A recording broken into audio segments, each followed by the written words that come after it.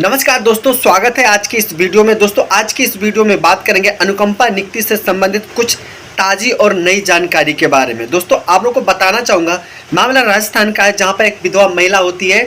एक पोस्ट होता है RAS, इस पोस्ट को सफलतापूर्वक जो उसका एग्ज़ाम होता है क्लियर कर लेती है, उसका मेरिट लिस्ट में नाम सब कुछ आ जाता है। लेकिन जब पोस्टिंग देने की बारी आती है, यानी कि ज्वाइनिंग की बारी आती है, तो ये कहा जाता है चूँकि जो प्रशासनिक डिपार्टमेंट होता है उसको मना कर देता है। इसलिए मना कर दिया जाता है क्योंकि उस महिला का वैवाहिक कुछ विवाद होता है, जो कुछ केस होता है जो कोर्ट में पेंडिंग होता है, इसलिए उसको उम्मीदवारी के लिए जो योग्यता होता है उसको अयोग्य घोषित कर दिया जाता है। विधवा महिला क्या करती है, हाई कोर्ट जाती है और हाई कोर्ट में एक याचिका डालती है प्रशासनिक जो डिपार्टमेंट होता है उसके अगेंस्ट। आप लोग को बताना चाहूँगा, इस केस की सुनवाई राजस्थान हाई कोर्ट के विद्वान जस्टिस अरुण मोगा के द्वारा किया जा रहा होता है। और सभी दलीलों को सुनने के बाद में राजस्थान हाई कोर्ट के विद्वान जस्टिस द्वारा ये कहा जाता है कि सुप्रीम कोर्ट का एक बहुत ही बड़ा जजमेंट है अवतार सिंह बनाम भारत संघ, जिसमें कुछ गाइडलाइन बनाई गई थी माने सुप्रीम कोर्ट द्वारा। तो हाई कोर्ट के विद्वान जस्टिस द्वारा कहा जाता है कि जो सुप्रीम कोर्ट के विद्वान जस्टिस द्वारा या सुप्रीम कोर्ट के द्वारा जो सर्कुलर बनाए गए हैं अवतार सिंह केस में, उन सभी सर्कुलर को प्रशासनिक डिपार्टमेंट द्वारा फॉलो किया जाना चाहिए।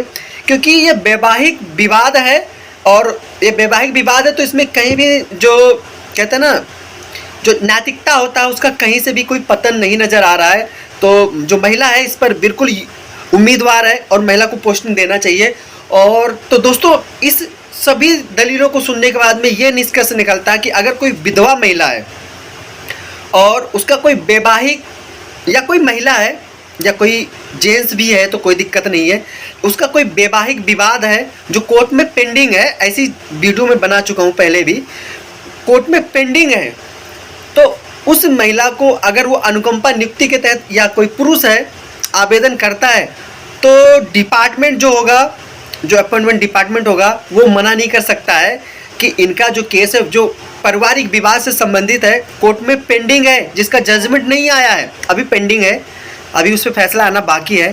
तो इस कारण से इनको कोई भी पर्टिकुलर पोस्ट है उसके लिए इनको अयोग्य माना जाता है, अयोग्य घोषित किया जाता है, क्योंकि इनका एक केस ऑलरेडी कोर्ट में पेंडिंग है जिस पर फैसला नहीं आया है, जिस पर कोई डिसीजन नहीं आया है। तो ऐसा वो नहीं कर सकते हैं, क्योंकि अवतार सिंह का जो केस है वो हमेशा आपको ध्यान रखना होगा और इसका आप रेफरेंस ले सकते हैं। आशा करता हूँ वीडियो बहुत अच्छी लगी होगी। अगर आपकी कोई प्रतिक्रिया है तो प्लीज़ दीजिए, स्वागत है। बहुत बहुत धन्यवाद।